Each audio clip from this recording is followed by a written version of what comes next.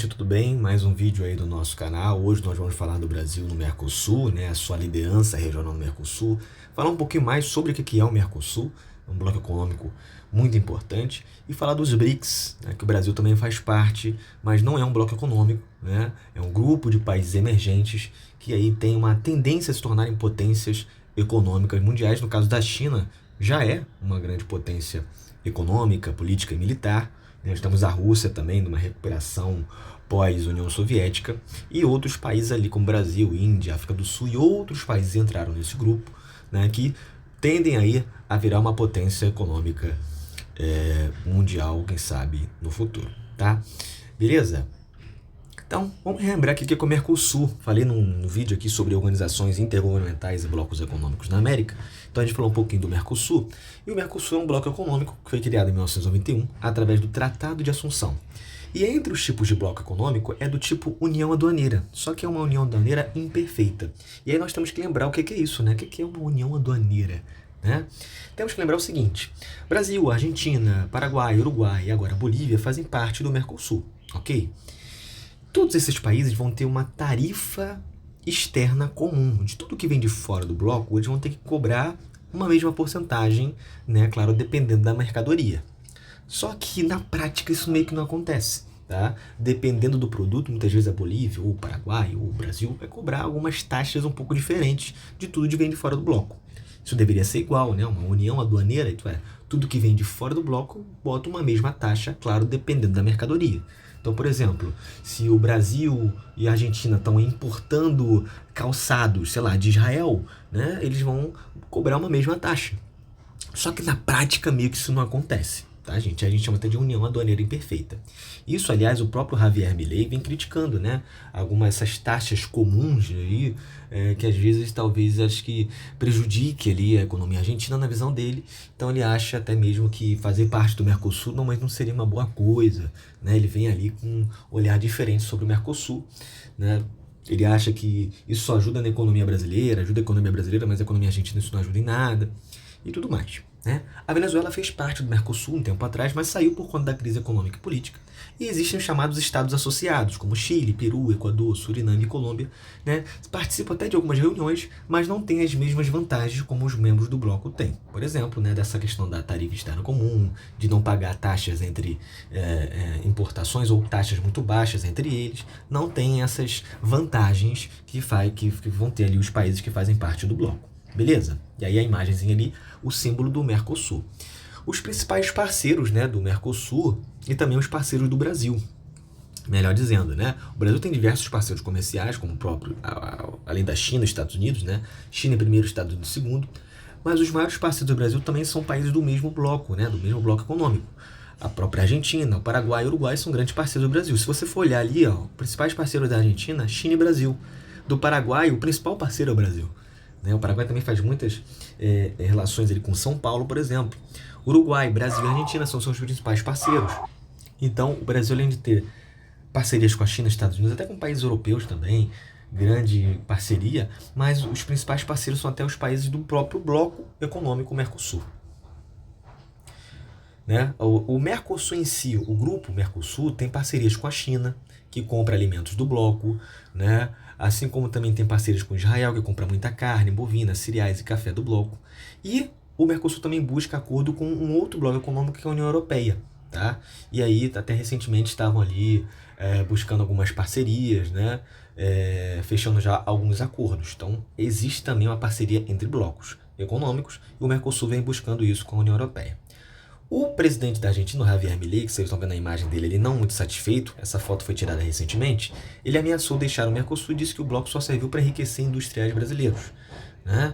Então, assim, ele vê muito mais vantagem para o Brasil fazer parte desse Mercosul e do bloco do que a própria Argentina. Então, ele critica a questão da união aduaneira, né? Ele critica dizendo que o Mercosul só ajudou mesmo a economia brasileira, que não é vantajoso para a Argentina. Eu não sei o que às vezes o Milei tem na cabeça, né? Ele também recusou a entrada nos próprios BRICS, o que poderia ser interessante até para a economia da Argentina, que precisa, mas é que o Milei é muito mais pró-Estados Unidos do que, né, ser favorável à China e outros países que não estejam ali ou que estejam dentro do chamado sul econômico, né? A hegemonia que o sul econômico vem ganhando muito forte, mas o Milei parece que tem uma tendência mais pró-Estados Unidos, né?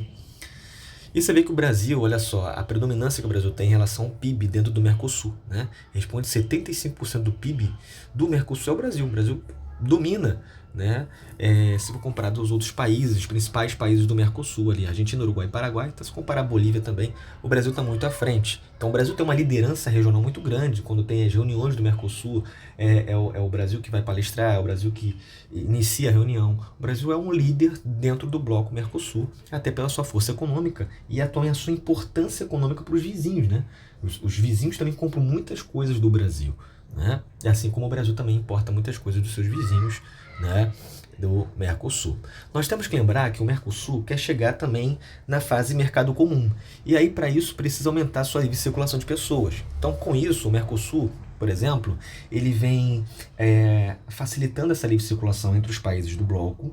Então, se você vai para a Argentina, para o Paraguai, ou às vezes para o Uruguai, você precisa mostrar só a identidade. Então, isso facilita, né, a livre circulação de pessoas. Por quê? Facilitando a livre circulação de pessoas, você tem mais gente para consumir no seu território, né? Isso ajuda a economia do outro país, entende? Então, isso é importante até para o Mercosul chegar num próximo nível, que é o de mercado comum, né? Nunca discutiram sobre ter uma mesma moeda, discutiram um tempo atrás, mas isso ficou só na cabeça, né? Que era o chamado peso real. Não sei se seria muito boa coisa, se essa moeda entrar em crise, afetaria todos os países. Então, eu acho que não vai chegar nesse nível muito complicado. Mas talvez de livre circulação de pessoas é possível, por mais que são países muito grandes, né? E não tem ligação ferroviária entre eles, é mais rodoviária. Então, às vezes dificulta essa livre circulação de pessoas, mas quem vive próximo ali às fronteiras, né, tende a ir ao outro país, ou trabalhar às vezes no outro país, né? O cara mora ali no Mato Grosso do Sul e trabalha no Paraguai, ou então vai comprar coisas no Paraguai, então é muito comum, né? Tem muitas cidades gêmeas ali naquela região também, tá? Fala um pouco dos BRICS, né? O Brasil faz parte também de um grupo de países emergentes chamados BRICS, na verdade não tão emergentes assim, como é o caso da China e a Rússia, né? Mas lembrando que o BRICS não é um bloco econômico, né? Eles chamam de um mecanismo diplomático internacional composto por países emergentes, como Brasil, Rússia, Índia, China, África do Sul, e outros países entraram com um potencial de se tornar desenvolvidos. Então essa é uma definição do que seria o BRICS. A África do Sul só vai entrar no grupo em 2010, tá? Então era só BRIC, né? 2010 o S de South Africa, tá? E esse termo BRIC veio do economista chamado Jim O'Neill, 2001, numa reunião muito importante. Ele vai dizer que, olha, esses 4 países aqui, né, poderão apresentar grande participação na economia mundial. E ele citou o Brasil, a China, a Índia e a Rússia, tá? E aí foi criado esse acrônimo BRIC. BRICS, lembra tijolo, né? Então também você vê que ao mesmo tempo deu certo, né? Você pegou 4 países ali que formam até a palavra tijolo em inglês. Mas por que tem a ver o tijolo? O tijolo não é o sustentáculo da casa? Não é importante ter o tijolo para construir uma casa? Então é como se esses países vão virar o sustentáculo da economia mundial, né? Os outros países vão depender muito desses países, seja na agricultura, na indústria, né? Na questão indústria bélica, tá? E se a gente for olhar para a China, no caso, né, a gente hoje, né, não só o Brasil, mas outros países que não fazem parte dos BRICS, tem como eu posso dizer, uma influência econômica até muito grande da própria China. Então ele disse que esses 4 países vão ser o grande sustentáculo da economia, né? Então faz essa brincadeira com o termo BRICS, tijolo, né? E aí você vê que dá certo, né? Porque você pega as iniciais de cada país, BRIC, né? E esse termo foi cunhado em 2001 pelo economista Jim O'Neill, mas só em 2006 que você vai ter a primeira reunião entre esses 4 países, né?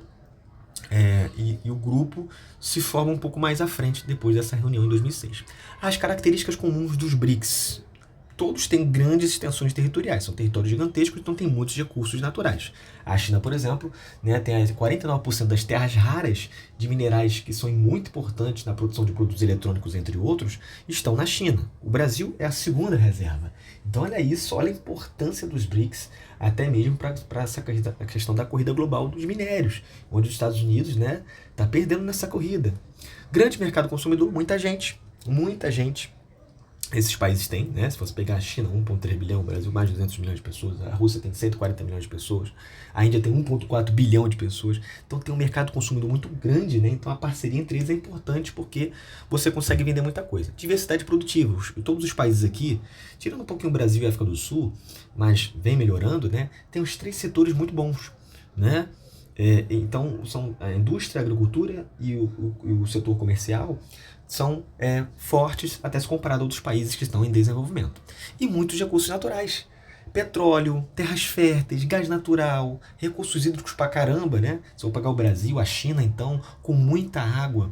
E as terras raras, né? 49% das terras raras estão na Índia, né? Que são minerais que são importantíssimos para os produtos eletrônicos. A China é basicamente o único país que faz o processamento desses minerais, tá? Então isso vem preocupando muito os Estados Unidos, porque mesmo que os Estados Unidos vá explorar terras raras em outro lugar, os Estados Unidos não conseguem fazer esse processamento desses minerais, que gasta muita energia, polui pra caramba, né? Para tirar esses minerais ali muitas vezes de um bloco rochoso. Então é um processamento caro que é feito, mas a China é o único país que consegue fazer isso. Então você vê que isso vem deixando os Estados Unidos um pouco incomodado, né? Porque, caramba, os minerais que eu estou explorando, eu tenho que mandar para a China, esses minerais que são importantes para os produtos eletrônicos, para eles fazerem o processamento. Então é mais grana também para eles, né?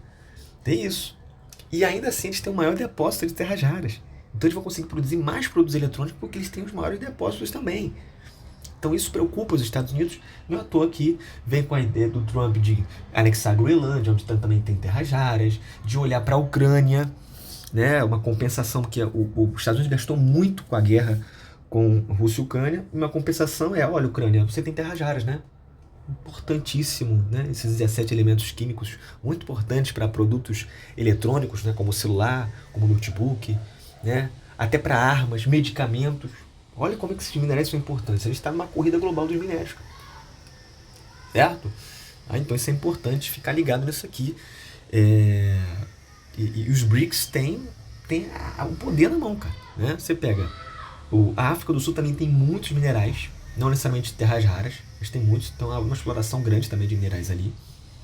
Tá? Então a gente não pode descartar. E a Rússia também é um outro depósito de terras raras.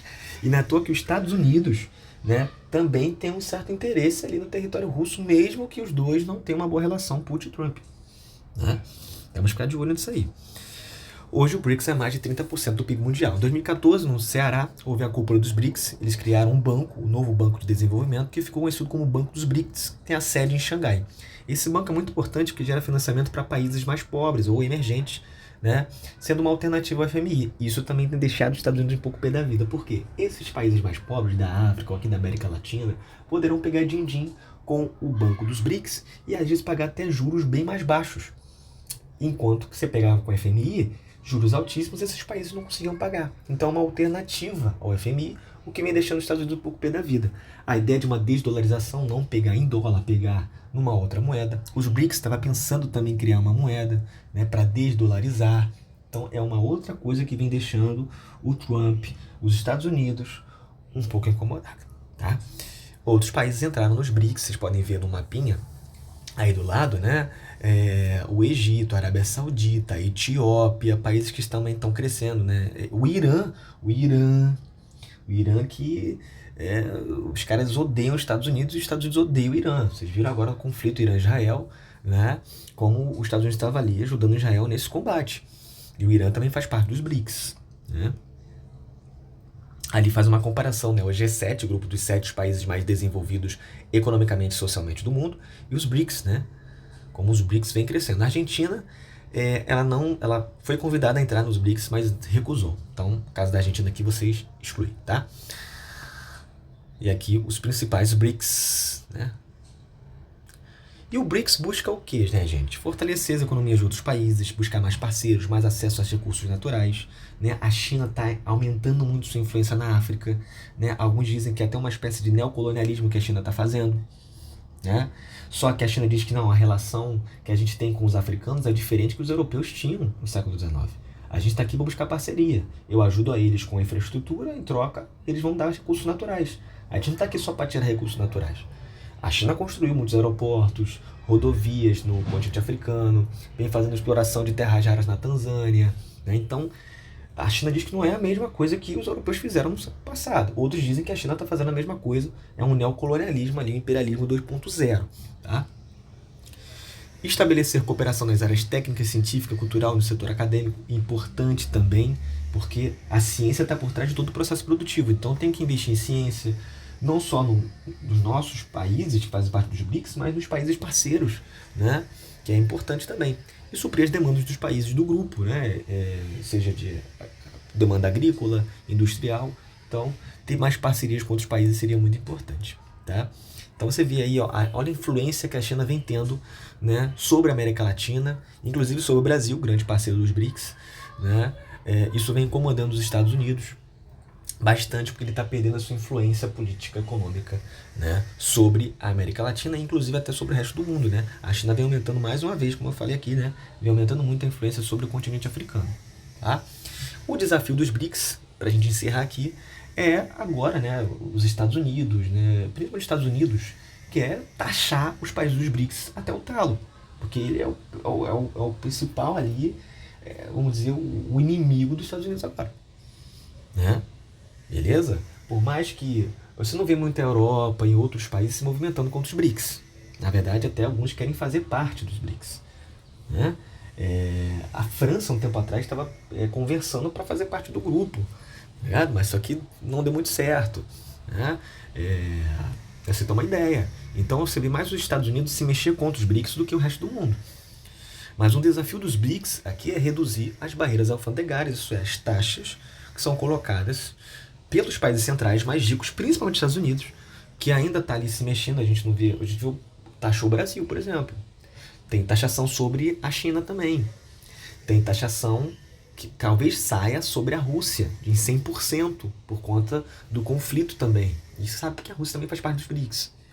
Então vai ser um desafio que os BRICS têm, né, de, olha, tentar diminuir as taxas, né, que os países centrais, porque a Europa também pode fazer isso, porque a Europa também ainda puxa saco dos Estados Unidos, mas os Estados Unidos principalmente.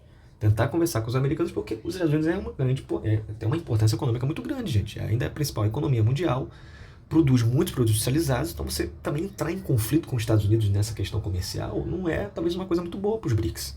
Né? Mas é claro, importante que os BRICS diminuir a dependência dos Estados Unidos. Importante também diminuir essa dependência. Tá? Então, um objetivo, um desafio grande dos BRICS vai ser isso. Tá? Essa taxação sobre os produtos dos BRICS, principalmente os chineses, mas você vê que o Brasil também, claro que no Brasil há especificidade, né? A questão da prisão do governo, desculpa, a prisão do ex-presidente Bolsonaro, mexeu um pouco nisso na questão da taxação, né?